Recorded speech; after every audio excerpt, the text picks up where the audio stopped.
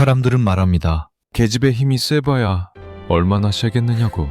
하지만 여기 소나귀 힘 하나로 집채만한 바위를 으깨고 멧돼지를 맨손으로 때려잡는 한 여종이 있었습니다. 평생 천한 몸종으로 살 줄 알았던 그녀가 왜 제 목숨보다 소중한 양방집 도련님을 업고 칠흑 같은 산속으로 도망쳐야 했을까요? 정혼자에게 침뱉음을 당하고 가문은 풍비박산나 길바닥에 처박힌 가련한 선비님. 그를 조선 최고의 대장군으로 만든 건 인자한 스승도 대단한 왕의 교지도 아니었습니다. 바로 도련님이 무심코 건넨 설탕떡 한 조각에 인생을 걸어버린 괴력의 여장사 점순이었죠. 신부는 천했지만 사랑만은 천하지 않았던, 아니 오히려 그 어떤 양반보다 고귀했던 한 여인의 눈물겨운 보은 이야기. 좋은 야담과 함께 구독과 좋아요로 화답해주세요. 좋은 야담 이야기 지금 시작합니다. 하늘이 통곡하는 밤이었다. 억수같이 쏟아지는 빗줄기는 땅바닥에 닿기도 전에 사나운 바람에 휘말려 사방으로 흩뿌려졌다. 시커먼 먹구름이 달빛조차 집어삼킨 고을의 끝자락, 진흙탕이 된 길 위에 한 사내가 쓰러져 있었다. 한때는 비단 도포 자락을 휘날리며 선비들의 우두머리로 불리던 이 판서댁 외동아들 이연이었다. 그의 아버지는 간신들의 혓바닥 놀림에 역적으로 몰려 먼 섬으로 유배를 떠났고, 어머니는 가슴을 쥐어뜯으며 피를 토하다 세상을 떴다. 으리으리하던 기와집 처마 밑에서 실을 음조리던 시절은 하룻밤 꿈처럼 사라졌다. 나라의 포졸들이 들이닥쳐 가문의 기둥마다 붉은 딱지를 붙였고, 평생을 모시겠다 맹세하던 하인들은 제 살 길을 찾아보찜을 싸서 흩어졌다. 이연에게 남은 것은 비에 젖어 걸레처럼 너덜거리는 옷가지와 가슴속 깊이 박힌 시퍼런 피멍뿐이었다. 이연은 비틀거리는 몸을 이끌고 정혼자였던 박 대감네 집 대문 앞에 섰다. 그곳은 얼마 전까지만 해도 그가 주인처럼 드나들던 곳이었다. 하지만 지금 그의 앞을 가로막은 것은 굳게 닫힌 대문과 싸늘한 침묵뿐이었다. 그는 떨리는 손으로 문고리를 잡았다. 쇠붙이의 차가움이 뼈마디까지 전해졌다. 계시오? 안에 아무도 없소? 나요, 이연이요. 그의 목소리는 빗소리에 묻혀 힘없이 흩어졌다.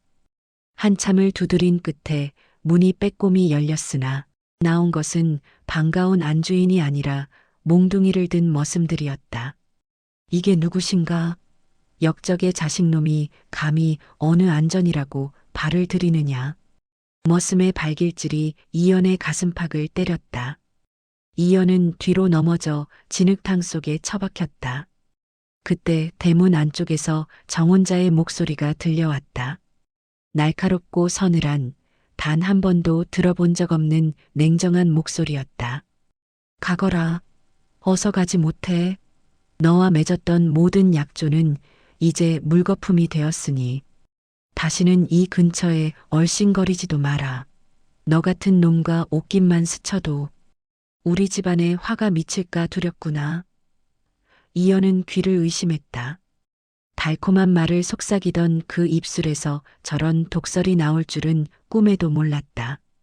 대문은 쾅 소리를 내며 닫혔고 빗물은 이연의 눈을 가려 앞을 볼 수 없게 만들었다. 아니, 어쩌면 눈물이 빗물에 섞여 흐르는 것일지도 몰랐다. 그는 차가운 진흙바닥에 얼굴을 묻었다. 손가락 사이로 끈적이고 비릿한 흙탕물이 끼어들었다. 부드러운 붓자루만 잡던 고운 손은 이미 손톱 밑이 깨지고 진물이 흘러나와 만신창이가 되어 있었다. 고귀하게 자란 선비의 자존심은 빗물에 씻겨 내려간 지 오래였다. 그때였다. 싸아 하는 빗소리를 뚫고 땅바닥을 울리는 묵직한 발걸음 소리가 들려왔다. 사람의 발소리라기엔 너무나 단단하고 힘이 넘쳐 마치 거대한 바위가 굴러오는 듯한 소리였다. 이연의 머리 위로 쏟아지던 빗줄기가 거짓말처럼 뚝 끊겼다. 고개를 들자 커다란 삿갓을 쓴 거대한 그림자가 자신을 내려다보고 있었다. 날이 여기서 뭐 하십니까? 몸 상하십니다. 낮고 굵직한 목소리였다. 하지만 그 속에는 갓 쪄낸 시루떡에서 피어오르는 김처럼 따뜻한 기운이 서려 있었다. 이연은 흐릿한 시야로 상대를 바라보았다. 자신의 집에서 가장 힘들고 굳은 일을 도맡아 하던 몸종, 점순이었다. 점순은 여느 계집들과는 뼈대부터가 달랐다. 어깨는 웬만한 장정 둘을 합쳐놓은 듯 넓었고 팔뚝은 이연의 허벅지만큼이나 두꺼웠다. 무거운 쌀가마를 양어깨에 2개씩 메고도 콧노래를 부르며 마당을 가로지르던 그녀였다. 하인들 사이에서는 곰 같은 년이라며 손가락질을 받기도 했고 지나가던 개들도 그녀의 기에 눌려 꼬리를 말곤 했다. 그러나 이연은 단 한 번도 그녀를 짐승처럼 대한 적이 없었다. 점순아, 너는 왜 여기 있느냐? 너도 내 갈 길을 찾아 떠나거라. 나는 이제 내 주인이 아니다.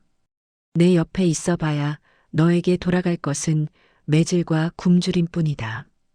이연이 쉰 목소리로 내뱉자 점수는 대답 대신 커다란 손을 내밀었다. 그 손바닥은 솥뚜껑처럼 넓고 굳은 살이 박여 거칠었지만 이연의 젖은 손을 낚아채는 힘은 조심스럽기 그지없었다. 마치 바람에 꺼질까 두려운 등불을 감싸 안는 듯한 손길이었다. 주인이 아니면 어떻습니까? 제가 모시고 싶은 분이면 그만이지요. 자, 일어나십시오. 저 집 대문은 죽었다 깨어나도 다시는 나리를 위해 열리지 않습니다. 미련을 버려야 살 길이 보입니다. 점순이 이연을 부축해 일으키자 이연은 그녀의 단단한 어깨에 기댈 수밖에 없었다. 온몸의 뼈마디가 비명을 지르고 있었다. 비에 젖은 옷은 무쇠처럼 무겁게 몸을 짓눌렀다. 이연은 정신이 아득해지는 와중에 까마득한 옛날의 기억 조각 하나를 떠올렸다.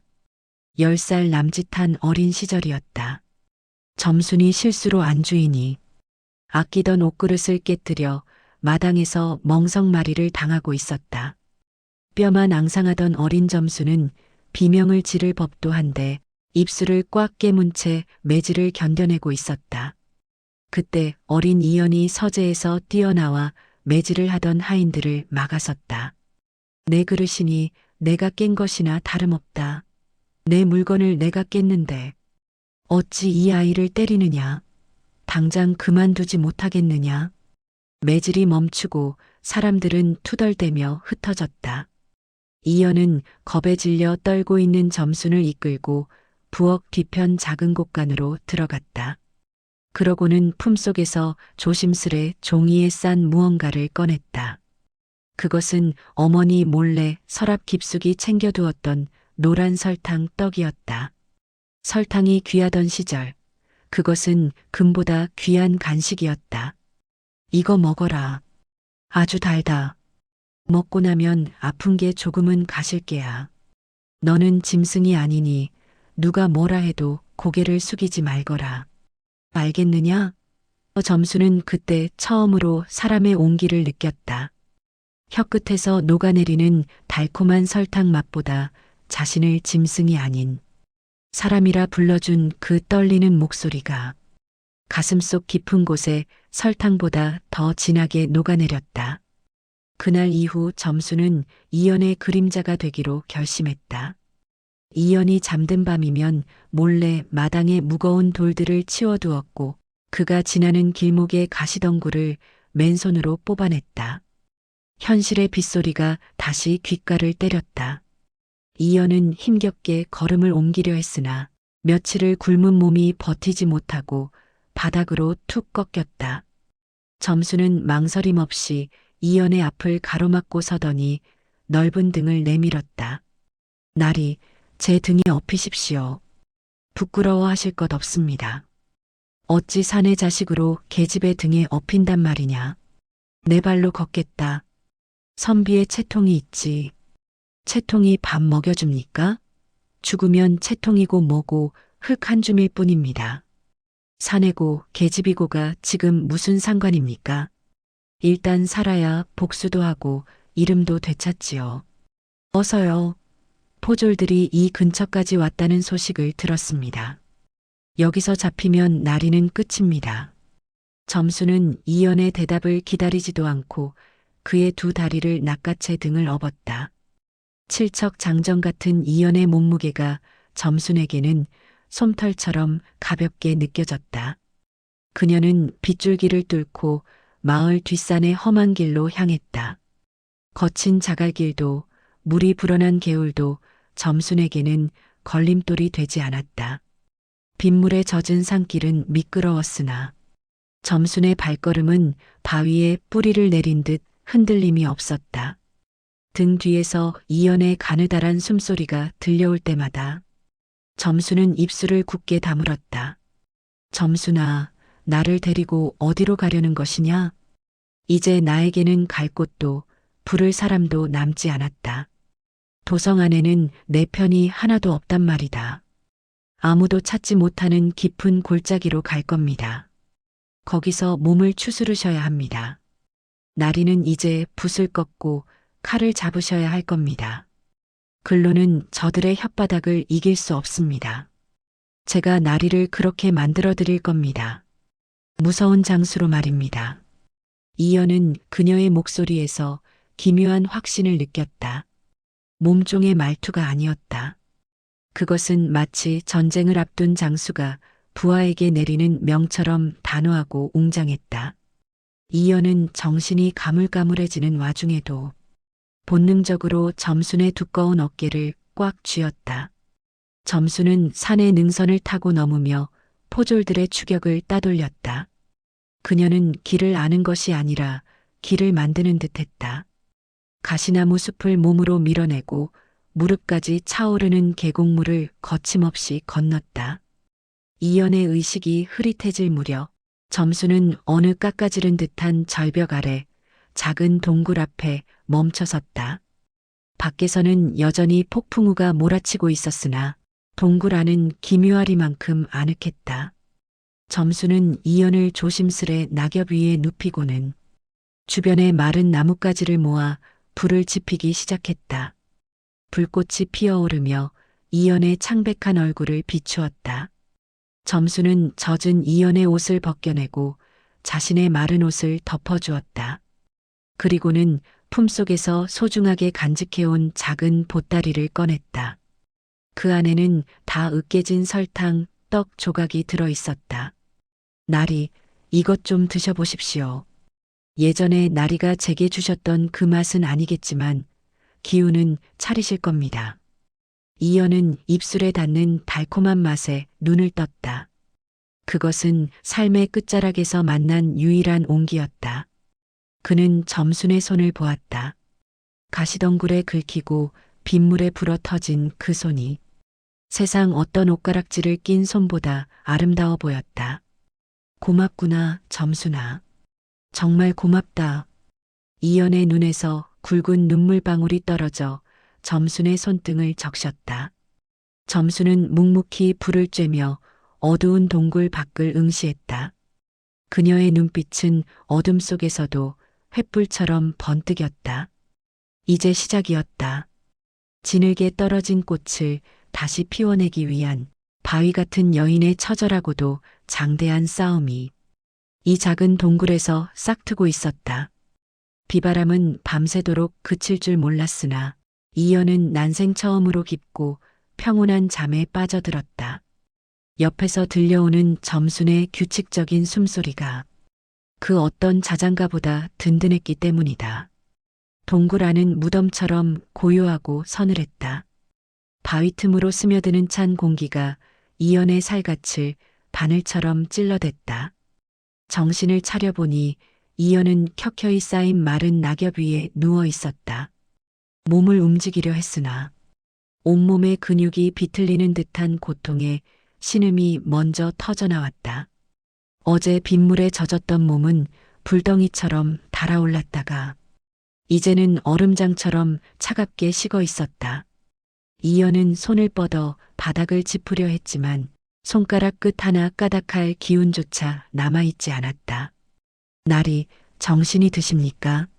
무서운 꿈이라도 꾸신 모양입니다.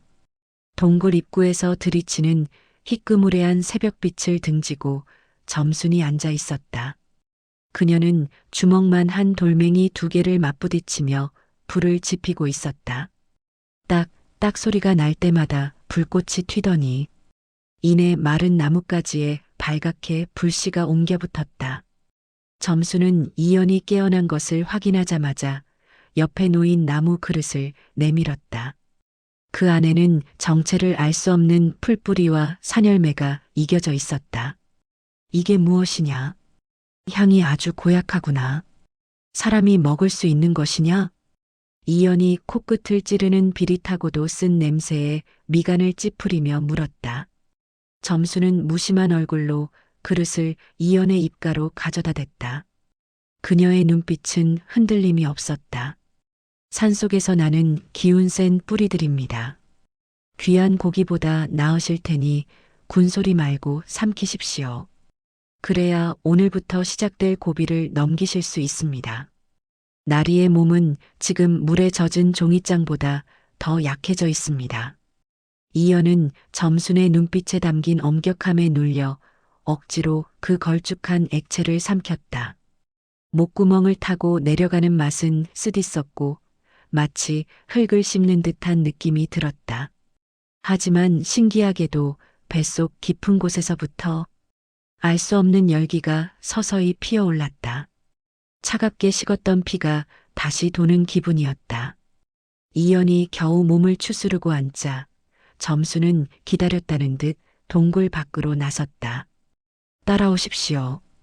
이제 붓글씨 쓰던 무른 손은 잊으셔야 합니다.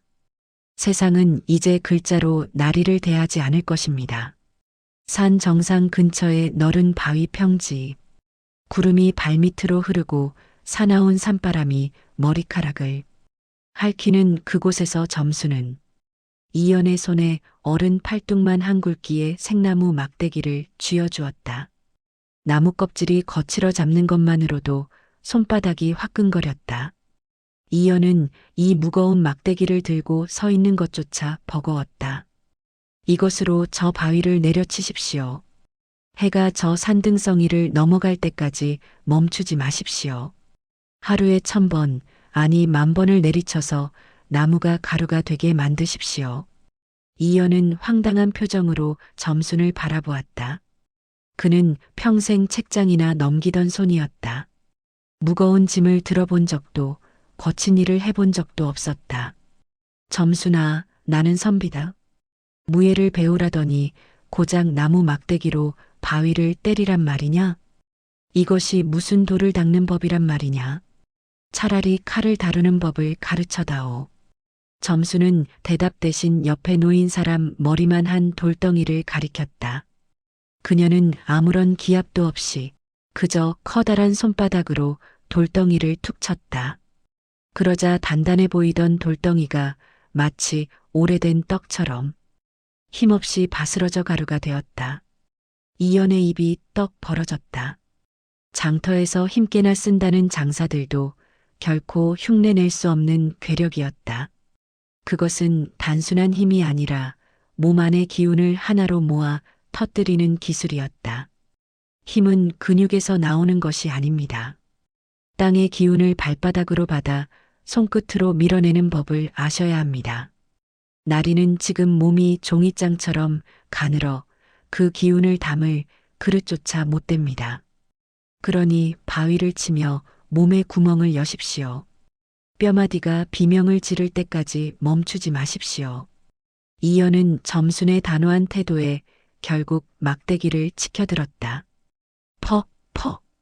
나무가 바위에 부딪히는 둔탁한 소리가 산골짜기에 울려 퍼졌다.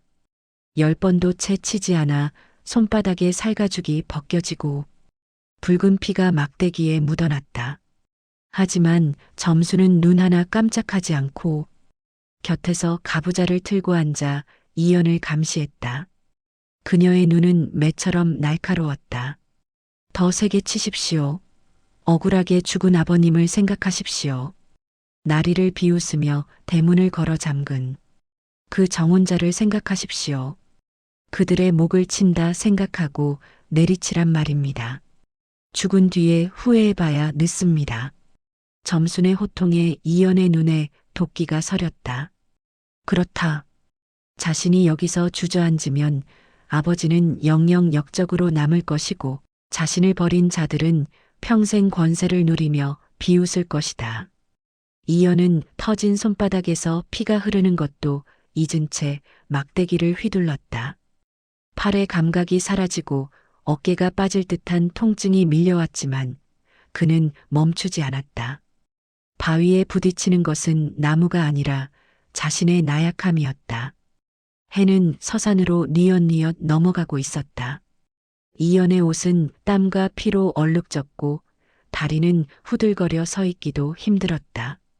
막대기는 이미 반토막이 나 있었다. 점순이 다가와 이연의 손에서 막대기를 뺏어들었다. 그녀의 손길은 단호했지만 이연을 바라보는 눈빛에는 말로 다 못할 애틋함이 서려 있었다. 오늘은 여기까지입니다. 이제 씻으러 가시지요. 몸에 쌓인 독을 씻어내야 합니다. 점순이 이연을 데리고 간 곳은 얼음장처럼 차가운 폭포 아래였다.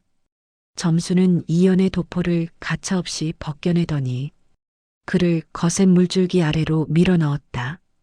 차갑다. 점순아, 사람 죽이려느냐. 살을 애는 듯한 추위다. 뼈가 얼어붙어야 그 안에 단단한 심지가 생기는 법입니다. 뜨거운 것보다 차가운 것이 사람을 더 강하게 만듭니다. 조금만 참으십시오. 그래야 내일 또 바위를 칠 수 있습니다. 폭포를 맞으며 정신이 혼미해진 이연을 점순이 다시 업고 동굴로 돌아왔다. 점순은 익숙한 솜씨로 산짐승의 기름을 이연의 상처 입은 손바닥에 발라주었다.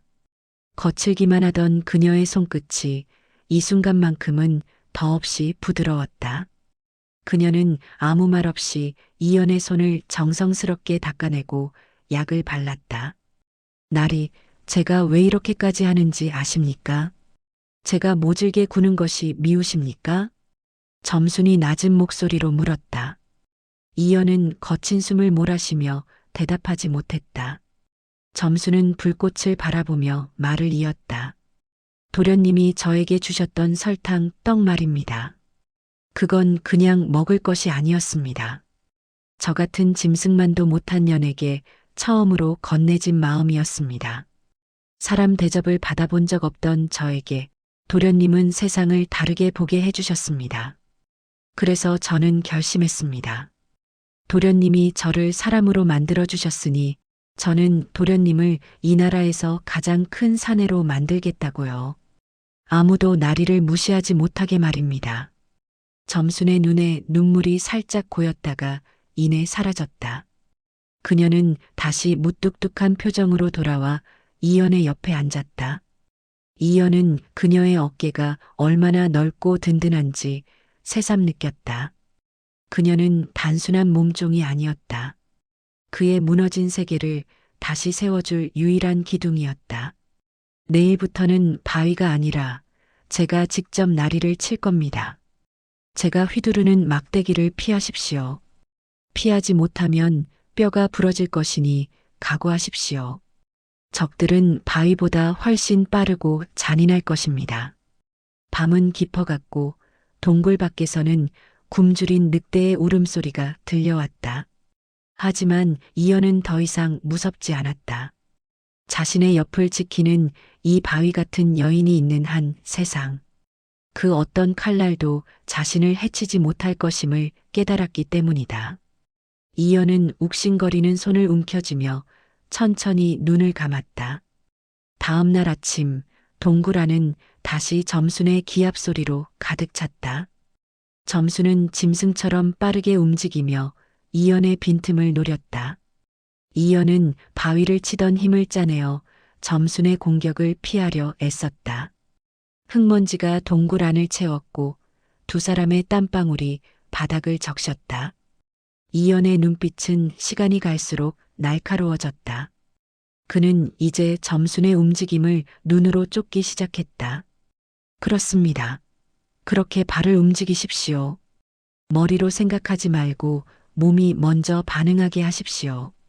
점순의 칭찬은 짧았지만 이연에게는 그 무엇보다 큰 힘이 되었다. 그는 쓰러져도 다시 일어났고 피가 나도 닦아내지 않았다. 그의 가슴 속에는 분노보다 더 큰 무언가가 싹트고 있었다. 그것은 자신을 믿고 인생을 건 이 여인을 실망시키지 않겠다는 다짐이었다. 어느덧 산속의 나무들이 색을 바꾸고 차가운 서리가 땅을 덮기 시작했다. 이연의 몸은 이제 예전의 유약한 모습은 찾아볼 수 없었다. 그의 어깨는 넓어졌고 눈빛은 깊은 연못처럼 고요하면서도 매서워졌다. 그는 이제 바위를 쳐서 막대기를 부러뜨리는 것이 아니라 막대기로 바위에 금이 가게 할 수 있었다. 점수는 그런 이연을 보며 말없이 고개를 끄덕였다.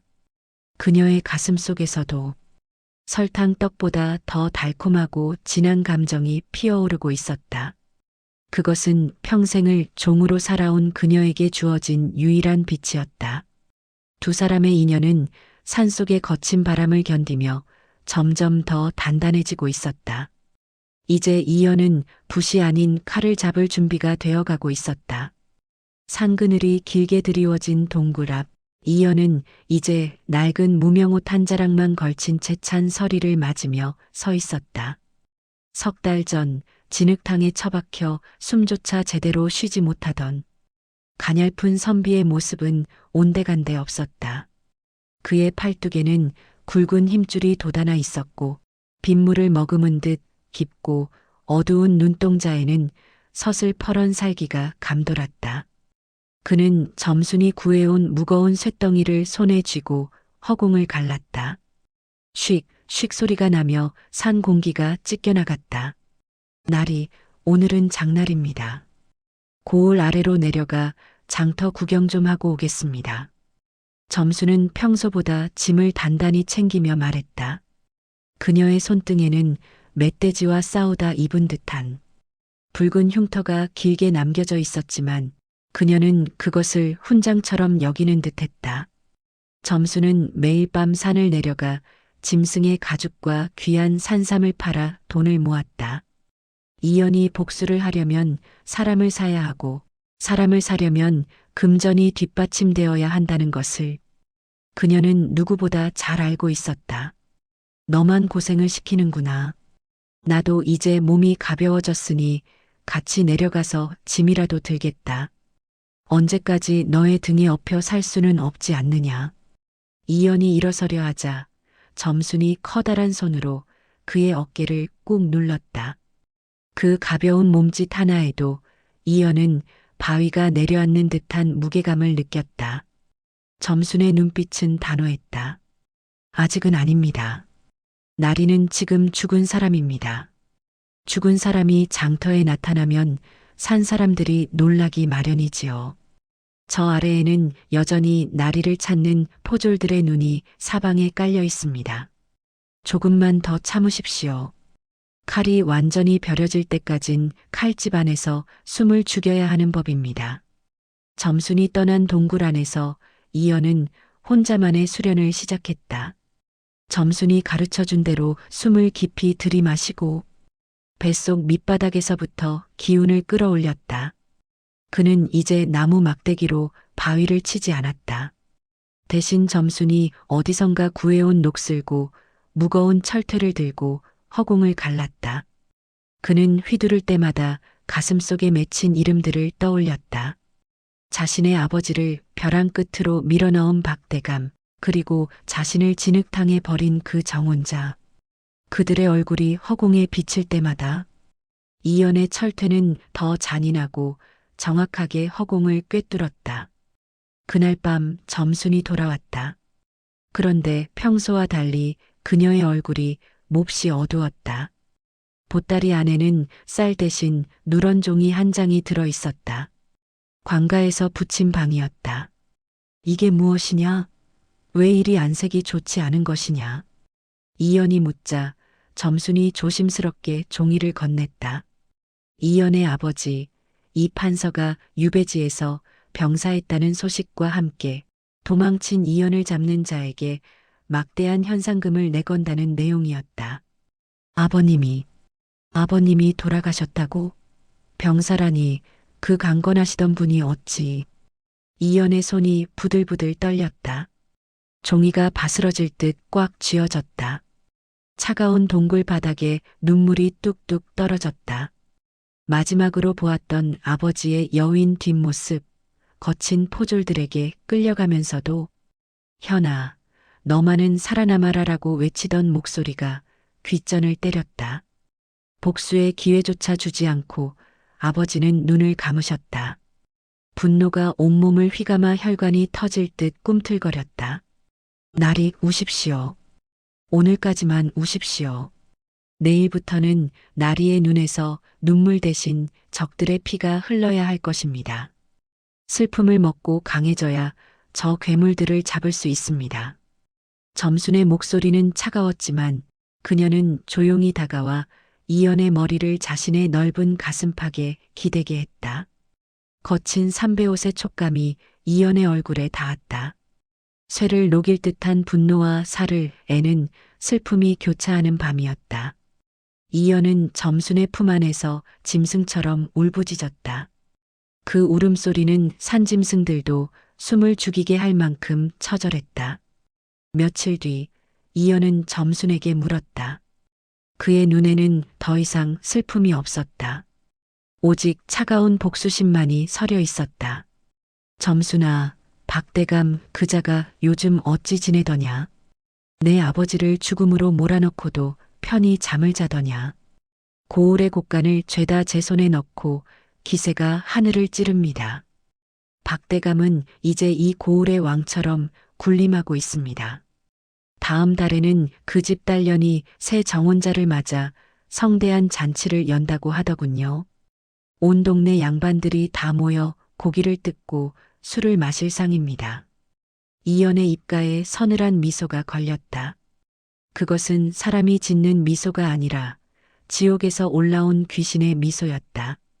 그래, 잔치라. 좋은 날이구나. 그 잔칫날이 박대감 가문의 제삿날이 될 것이다. 점순아, 장터에서 가장 질 좋은 검정 천과 튼튼한 밧줄을 구해오너라. 그리고 그 집 지붕으로 들어가는 길을 알아내라. 내 직접 가서 축하를 해줘야겠다. 점수는 걱정스러운 눈빛으로 이연을 보았지만 이내 고개를 끄덕였다. 그녀는 이연의 눈에서 더 이상 나약한 선비의 빛을 찾을 수 없음을 깨달았다. 이제 그는 점순이 벼려놓은 한 자루의 날카로운 칼이었다. 그녀는 밤새도록 이연의 옷을 수선하고 그가 쓸 단검의 날을 세웠다.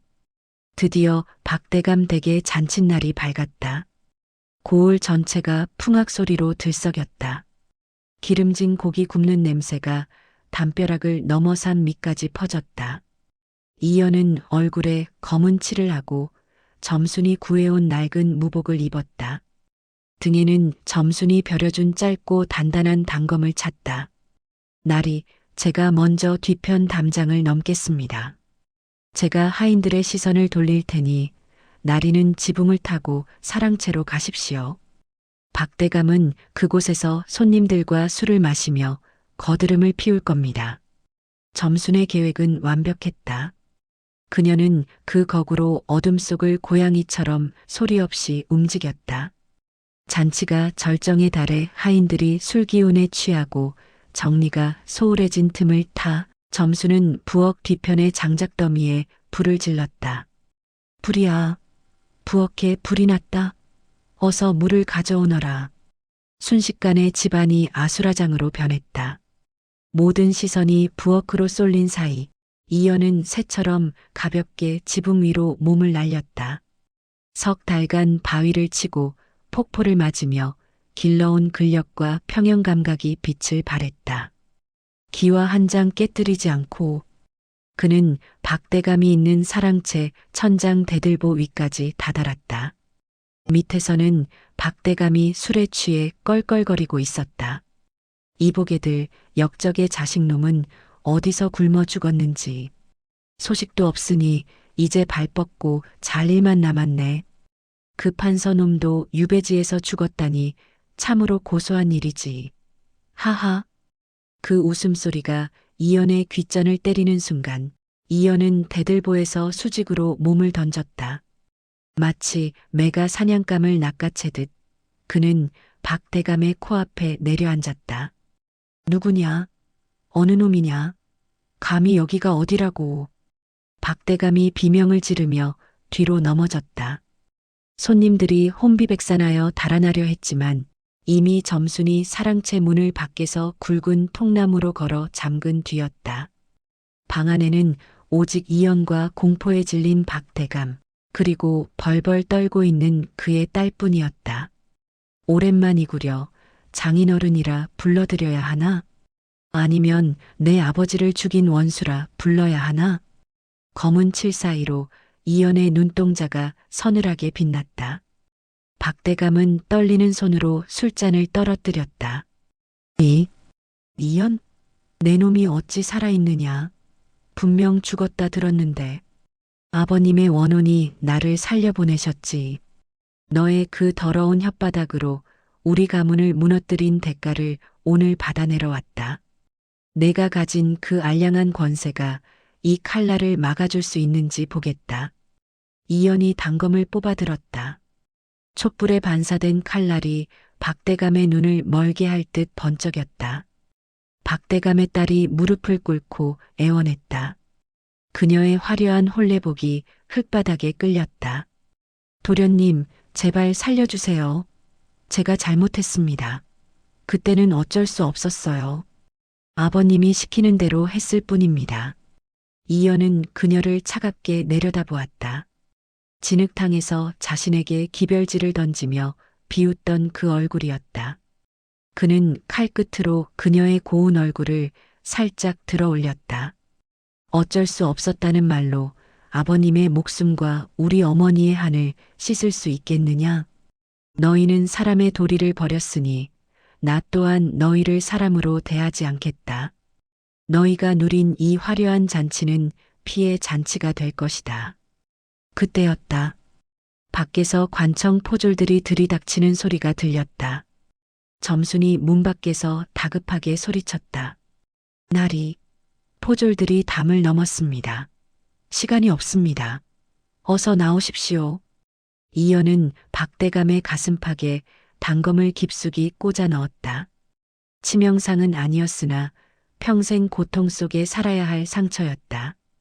그리고 그는 박대감이 품고 있던 비밀 장부와 금전 주머니를 챙겼다. 죽이는 것보다 더한 고통은 그가 가진 모든 것을 빼앗는 것이었다.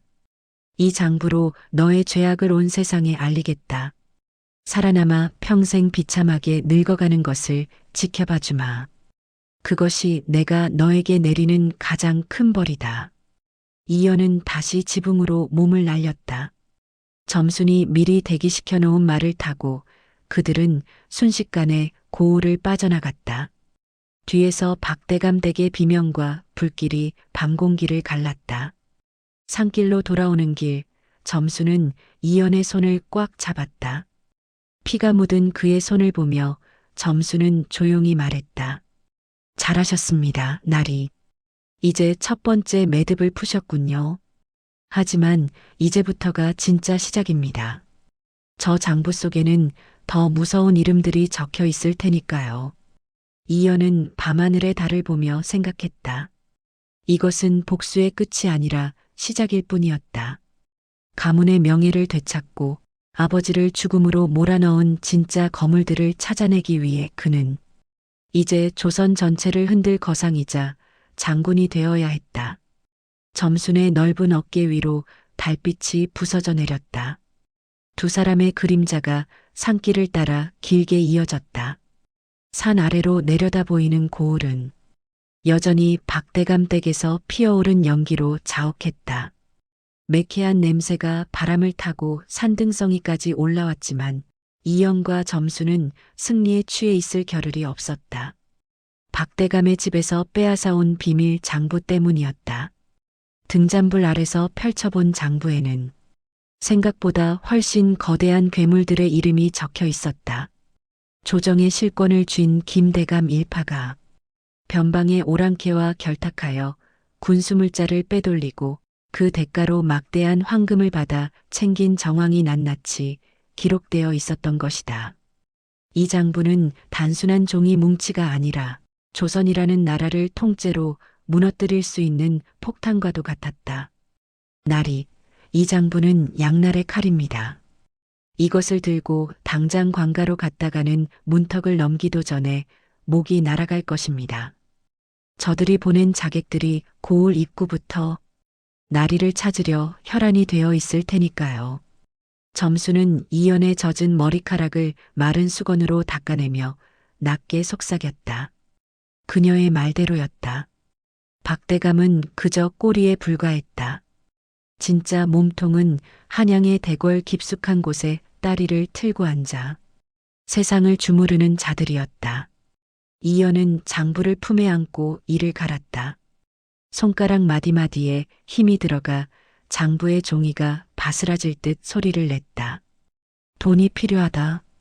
사람의 마음을 사고 칼을 든 장정들을 움직일 수 있는 막대한 재물이 있어야 해. 점수나 내가 말했던 장터의 큰 길을 이제 우리가 닦아야겠다. 붓으로 세상을 바꾸지 못한다면 금전과 힘으로 저들의 목을 조를 것이다. 다음 날부터 점순의 움직임이 달라졌다. 그녀는 더 이상 산속에서 짐승만 잡지 않았다.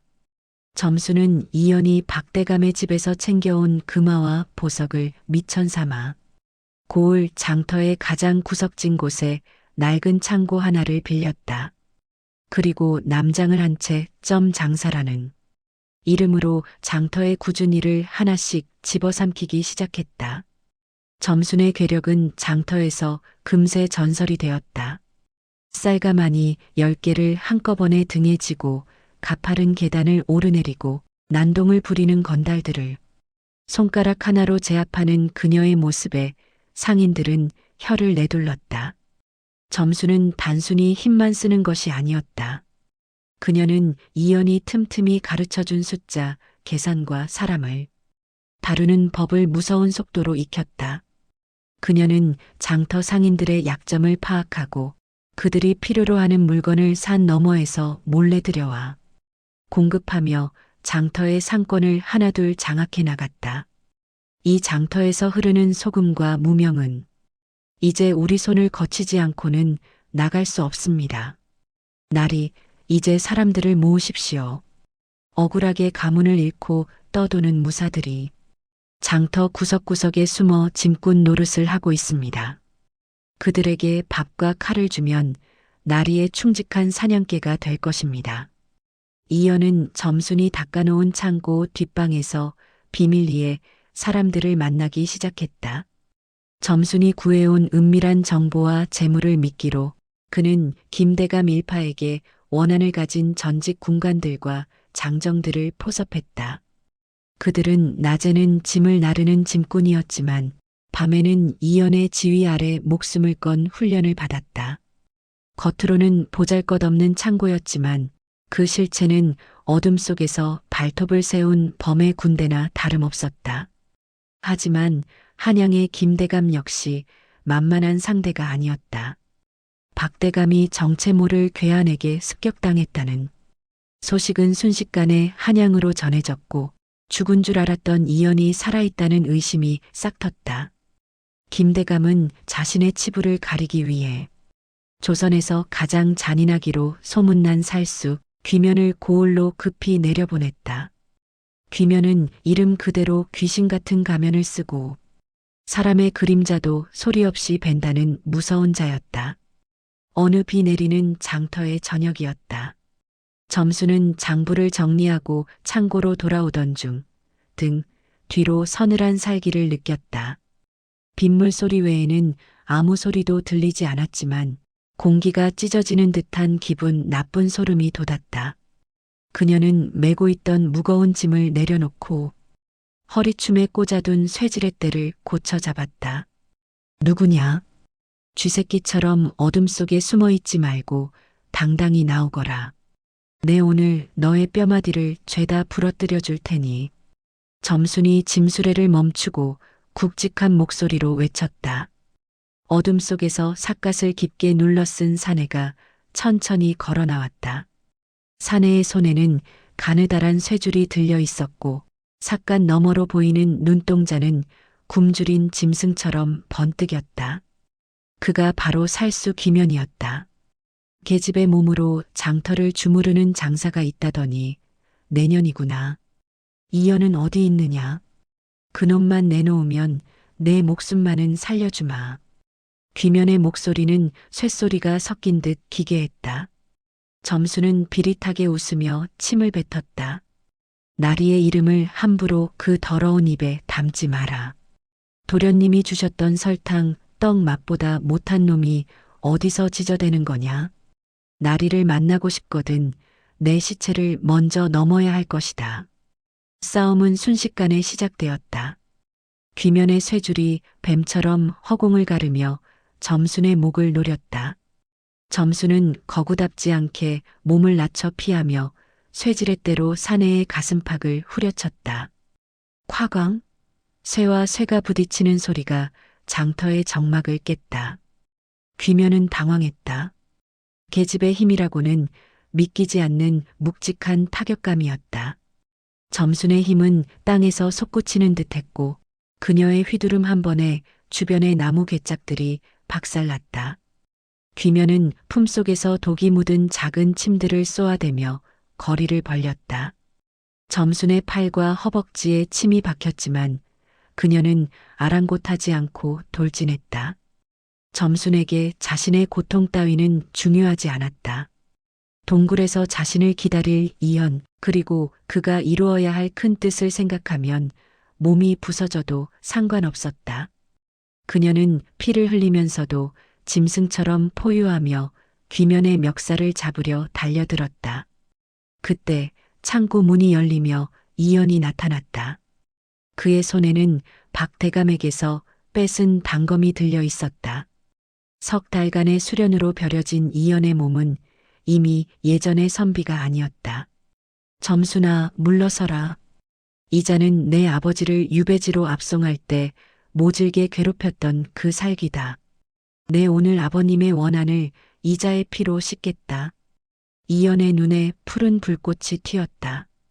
원수는 외나무 다리에서 만난다더니 아버지를 호송하며 모진 고문을 가했던 김대감의 사냥개가 바로 눈앞에 있었다. 이연은 점순과 호흡을 맞춰 귀면을 몰아붙였다. 점순이 바위 같은 힘으로 귀면의 쇠줄을 막아 세우면 이연이 번개 같은 칼놀림으로 귀면의 빈틈을 파고들었다. 두 사람의 합은 마치 하나인 듯 완벽했다. 결국 귀면은 점순의 무시무시한 발길질에 다리가 꺾이고 이연의 칼날에 가슴이 뚫렸다. 바닥에 쓰러진 귀면은 믿기지 않는다는 듯 피를 토하며 중얼거렸다. 선비놈이 어찌 이런 귀신 같은 무예를. 글만 읽던 선비는 진작에 진흙탕에서 죽었다. 이제 내 놈들의 목을 치러 저승에서 돌아온 귀신만 남았을 뿐이다. 가서 김대감에게 전해라. 조만간 그의 목을 베러 한양으로 갈 것이라고. 이연은 차갑게 뱉으며 귀면의 숨통을 끊었다. 빗물에 씻겨 내려가는 피를 보며 점수는 거친 숨을 몰아쉬었다. 그녀의 어깨에서 피가 흘러내렸지만 그녀는 이연의 무사함을 확인하고서야 안심한 듯 미소 지었다. 이연은 그런 점순을 끌어안았다. 그녀의 몸에서 나는 땀 냄새와 피 냄새가 그 무엇보다 소중하게 느껴졌다. 날이 이제 때가 되었습니다. 김대감이 살수를 보냈다는 것은 저들이 겁을 먹었다는 뜻입니다. 이 장터의 상권을 정리하고 우리를 따르는 장정들을 모아 한양으로 진격해야 합니다. 저 장부를 들고 임금님 앞에 서서 진실을 밝혀야 합니다. 이연은 점순의 손을 꽉 잡았다. 피와 빗물로 범벅이 된 손이었지만 세상 그 어떤 비단보다 따뜻하고 단단했다. 가자, 점순아. 이제 숨어 지내는 생활은 끝이다. 정정당당하게 도성문을 열고 들어가 아버님의 억울함을 풀고 너를 내 곁에 가장 귀한 정인으로 세울 것이다. 누가 뭐라 해도 너는 내 생명의 은인이자 내 마음의 주인이다. 두 사람은 어둠이 짙게 깔린 장터를 가로질러 한양으로 향하는 길목에 섰다. 이제 남은 것은 단 하나의 거대한 매듭, 김대감과의 마지막 결전이었다. 빗줄기는 가늘어졌지만 두 사람의 가슴 속에는 태풍보다 강한 의지가 몰아치고 있었다. 한양 도성의 성벽은 멀리서 보아도 위압적이었다. 거무스름한 돌덩이들이 겹겹이 쌓인 그 거대한 벽은 마치 이연의 가문을 집어삼킨 세상의 벽처럼 높고도 견고했다. 하지만 그 성벽 안쪽으로 흐르는 공기는 썩은 물보다 더 고약한 냄새를 풍기고 있었다. 권력의 눈이 먼 자들이 내뱉는 거짓말과 탐욕이 도성의 하늘을 뿌옇게 가리고 있었다. 이연은 도성 문 앞에 서서 잠시 숨을 골랐다. 1년 전 죄인이 되어 끌려나갔던 그 길을 이제는 적들의 심장을 쥐러 돌아온 것이었다. 날이 저기 대궐문이 보입니다. 오늘이 지나면 나리는 다시 예전에 빛나던 자리로 돌아가실 겁니다. 아니, 예전보다 더 높은 곳에서 세상을 내려다보게 되실 겁니다. 저 구름 위에 떠 있는 해처럼 말입니다. 점수는 남장을 한 채 이연의 곁을 든든하게 지켰다. 그녀의 눈은 평소보다 더욱 형형하게 빛났고 거대한 어깨는 마치 성문을 부수고 들어갈 공성퇴처럼 단단해 보였다. 이연과 점수는 장터에서 모은 50명의 결사대와 함께 짐꾼으로 위장하여 이미 도성 안으로 잠입한 상태였다. 이연의 품에는 박대감의 비밀 장부가, 점순의 손에는 거대한 무쇠가래가 들려 있었다. 이연은 점순의 거친 손을 잠시 움켜쥐었다. 손등에 박힌 굳은 살이 서로 맞닿으며 뜨거운 기운이 전해졌다. 내 자리는 내가 있는 곳이다, 점순아. 가문을 일으키는 것도 중요하나 내 너를 다시는 종년이라 부르게 두지 않을 것이다. 오늘 일이 끝나면 너와 함께 산속으로 돌아가 평생 설탕 떡이나 빚으며 살고 싶구나. 세상의 시끄러운 소리는 뒤로 하고 말이다. 이연의 낮은 목소리에 점수는 대답 대신 빙그레 웃었다. 그 웃음은 거친 폭풍우 속에서 잠시 피어난 들꽃처럼 가냘프고도 아름다웠다. 그녀는 알고 있었다. 이 싸움이 끝나면 자신이 어떤 운명을 맞이하든 이 순간만큼은 오직 이연의 정인으로서 곁에 서 있다는 사실을. 그날 밤 도성은 숨막히는 정적에 잠겼다. 김대감의 사전은 대궐 못지않게 화려했다. 지방 곳곳에 밝혀진 촛불들이 마치 하늘의 별보다 더 밝게 빛나고 있었다. 김대감은 그 시각 변방의 오랑캐 사신들과 마주 앉아 국경의 성문을 열어주는 대가로 막대한 황금을 챙기려던 참이었다. 지금이다. 한 놈도 살려두지 마라. 아버님의 한을 오늘 여기서 푼다. 이연의 우렁찬 외침과 함께 담벼락을 넘은 장정들이 소리 높여 기합을 내질렀다. 짐꾼의 옷을 벗어 던진 그들의 손에는 잘 갈린 칼들이 달빛을 받아 서늘하게 빛났다. 순식간에 사전은 아수라장으로 변했다. 김대감의 사병들이 당황하며 맞서 싸웠으나 석 달 동안 이연과 점순 밑에서 뼈를 깎는 훈련을 견뎌온 장정들의 상대가 되지 못했다. 이연은 번개처럼 사랑채를 향해 달렸다. 그의 칼끝은 오직 하나, 아버지를 죽음으로 몰아넣은 김대감의 심장을 겨누고 있었다. 하지만 김대감 역시 만만한 상대가 아니었다. 사랑채 문이 열리는 순간 사방에서 복병들이 화살을 쏘아대며 쏟아져 나왔다. 김대감은 비열한 미소를 지으며 병풍 뒤로 몸을 숨겼다. 역적의 자식이 감히 대궐의 법도를 어지럽히느냐. 저놈들을 한 놈도 남기지 말고 죽여라. 시체는 개먹이로 던져줄 것이다. 수백 명의 군사가 이연 일행을 에워쌌다. 중가부적이었다. 화살비가 쏟아지고 사방에서 칼날이 번뜩였다.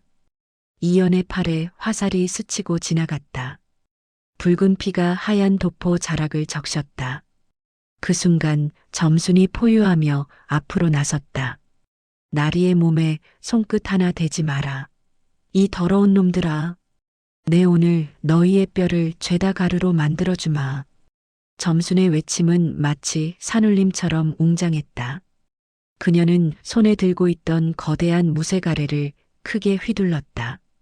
붕하는 소리와 함께 가래가 허공을 가르자 달려들던 군사 서너 명이 뼈가 으스러지는 소리를 내며 나가떨어졌다. 점수는 이연의 앞을 가로막는 거대한 바위가 되었다. 화살이 그녀의 어깨와 허벅지에 박혔지만 점수는 눈 하나 깜짝하지 않았다. 그녀의 몸은 이미 피로 물들어 있었으나 그 기세는 오히려 더 거세졌다. 점수는 무쇠가래가 부러지자 옆에 있던 돌기둥을 맨손으로 뽑아들었다. 그리고는 그것을 휘둘러 김대감의 사병들을 낙엽처럼 쓸어버렸다. 나리, 김대감을 잡으십시오. 여기는 제가 맡겠습니다. 어서 가십시오. 저를 믿으시고 뒤도 돌아보지 마십시오.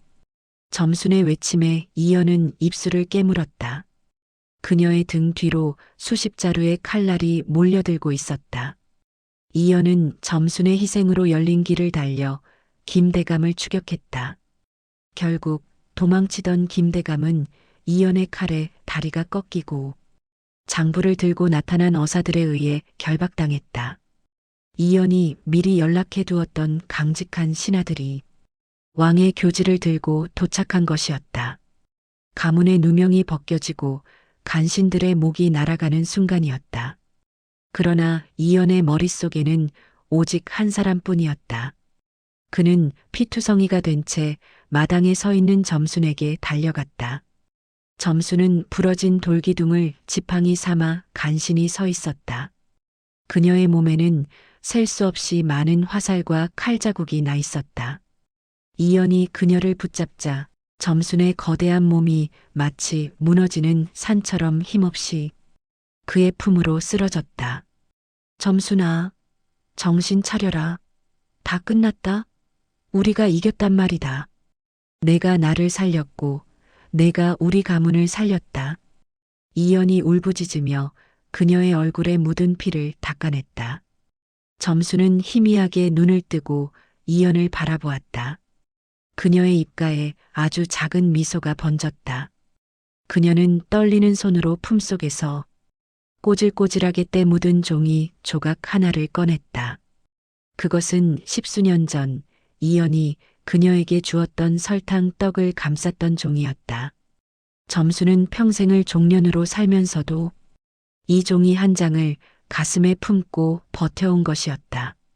나리, 이제 예전처럼 비단 옷 입고 좋은 글만 읽으십시오. 험한 일은 제가 다 가져가겠습니다. 나리, 그때 주셨던 떡 참으로 달았습니다.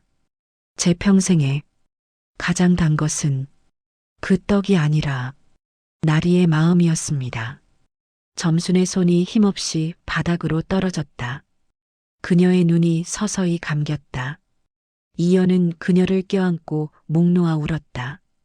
대궐의 화려한 불빛도 복수에 성공했다는 성취감도 점순이 없는 그에게는 차가운 재와 같았다. 빗물이 두 사람의 몸을 적셨지만 이연은 점순을 놓아주지 않았다. 세월이 흘렀다. 이연은 가문을 다시 일으키고 조정의 높은 벼슬에 올랐다. 그러나 그는 화려한 저택 대신 산속 깊은 곳 점순과 처음 숨어 지냈던 동굴 근처에 작은 초가를 짓고 살았다. 매일 아침 그는 무덤을 찾아가 잡초를 뽑고 꽃을 심었다.